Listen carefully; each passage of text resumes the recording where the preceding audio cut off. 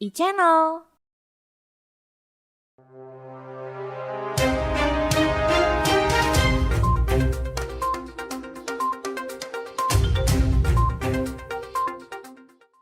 Pada tanggal 29 Juli 2021, tercatat penambahan kasus COVID-19 di Indonesia sebanyak 43.479 kasus. Meski mengalami penurunan, namun angka yang tinggi ini masih dirasa belum cukup untuk mengakhiri PPKM darurat.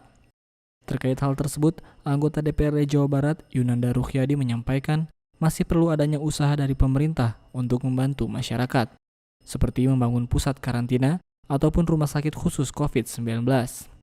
Salah satunya yang penting adalah bagaimana menurut saya pertama menyediakan pusat karantina yang itu akan memberikan fasilitas kepada masyarakat yang ingin isolasi begitu. Jangan sampai terjadi isolasi mandiri karena isolasi mandiri ini sebenarnya sangat rentan, banyak yang tidak disiplin sehingga masih banyak interaksi masyarakat yang sedang isolasi mandiri itu dengan masyarakat di sekitarnya. Harusnya semua itu isolasi dibuat pusat karantinanya.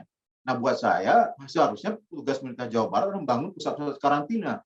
Kalau bisa ada di semua kabupaten kota yang memang difasilitasi oleh pemerintah provinsi, dibiayai, diberi makan begitu ya, dan ditanggung kebutuhan sehari-harinya.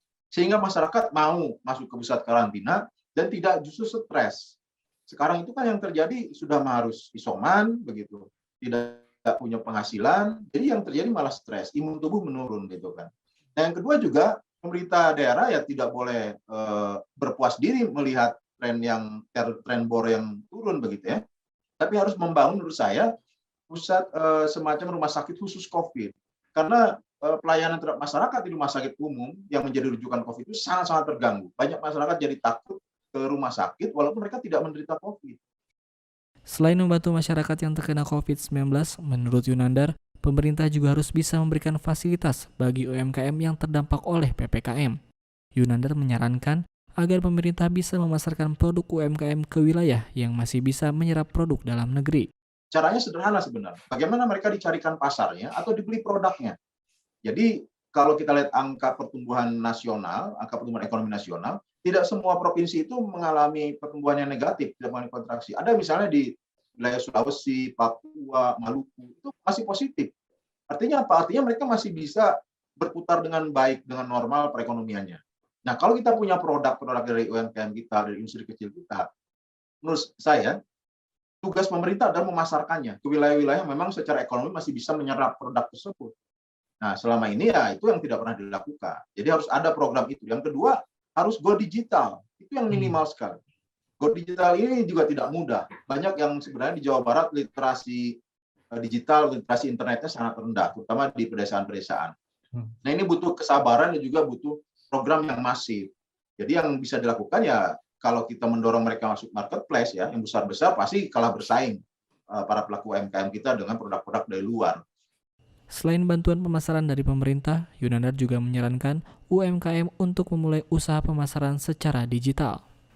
Jadi yang terbaik adalah buat sendiri marketplace punya UMKM Jawa Barat begitu seperti borongdong.id, tapi juga harus didukung betul-betul oleh anggaran dari APBD yang besar, oleh dukungan dari para ASN-nya untuk mendaftar dan seluruh masyarakat dipromosikan untuk segera menjadi pembeli di dalam marketplace yang memang khusus untuk UMKM Jawa Barat ini. Hadi Fahmi, e-channel melaporkan.